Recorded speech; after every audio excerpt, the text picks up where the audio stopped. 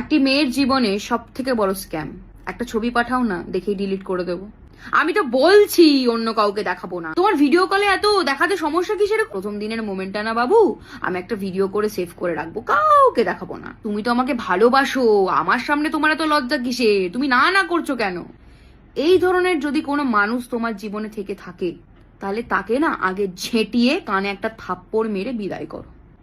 যে তোমার মর্জির বিরুদ্ধে, ওয়ান সেকেন্ড, মর্জির বিরুদ্ধে তোমাকে এইভাবে ইমোশনালি ব্ল্যাকমেল করছে, তাকে তোমার ঝেঁটিয়ে বিদায় করাই উচিত জীবন থেকে। ভালোবাসা প্রমাণ করতে গিয়ে যদি আমাকে আমার নিজের জামা খুলতে হয়, তাহলে এর থেকে লজ্জার আর কিছু হতে পারে না। Sex is a part of relationship, but সেটা কোনোদিন একটা প্রমাণ বস্তু হতে পারে না যে আমাকে প্রমাণ করতে হবে এটা করে যে আমি তোমাকে ভালোবাসি। নো। কলেজ লাইফে, স্কুল লাইফে এরকম বহু চ্যাংড়া ছেলেরা তোমার জীবনে হয়তো আসবে বা এসেছে, যারা তোমাকে এই ধরনের কথা বলে না তোমার ব্রেন ওয়াশ করবে। তাদের পাত্তা দিও না ভাই। এই সমাজ কিন্তু তাদেরকে গিয়ে কিছু বলবে না, বরং বলবে মেয়েটা আশকারা দিয়েছে বলেই ছেলেটা করেছে।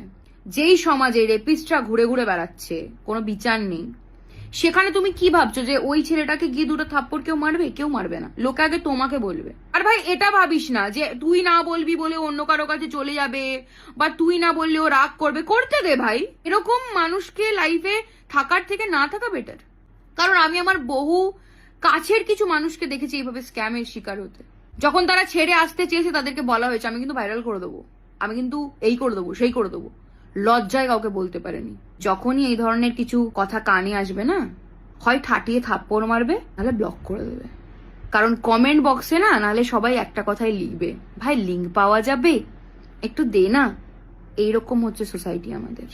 লোকে বলবে মেয়েটার দোষ, মেয়েটার জন্যই আজকে মেয়েটারই অবস্থা, বাবা মা শিক্ষা দেয়নি।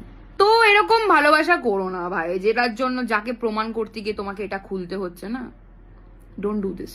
যেই মোমেন্টে মনে হবে যে হ্যাঁ I am ready, I trust my boyfriend, আমি এর সাথে স্বপ্ন দেখেছি, ছেলেটার এফার্টস রয়েছে, কেয়ারিং নেচার রয়েছে, ছেলেটার মধ্যে নিজের থেকেও সে প্রায়োরিটাইজ করছে হয়তো আমাকে, আমার খুশিতে, আমার দুঃখে সে সবসময় আমার পাশে আছে, মেন্টালি ভাবে আসবে না হ্যাঁ yes I am ready, then you say yes. তার আগে প্রমাণ করতে গিয়ে নিজেকে এরকম বিপদের মুখে ফেলো না। It's my request to you. একটি মেয়ের জীবনে সব থেকে বড় স্ক্যাম। একটা ছবি পাঠাও না, দেখেই ডিলিট করে দেবো। আমি তো বলছি অন্য কাউকে দেখাবো না। তোমার ভিডিও কলে এত দেখাতে সমস্যা কিসের? প্রথম দিনের মোমেন্টটা না বাবু, আমি একটা ভিডিও করে সেভ করে রাখবো, কাউকে দেখাবো না। তুমি তো আমাকে ভালোবাসো, আমার সামনে তোমার এত লজ্জা কিসে? তুমি না না করছো কেন? এই ধরনের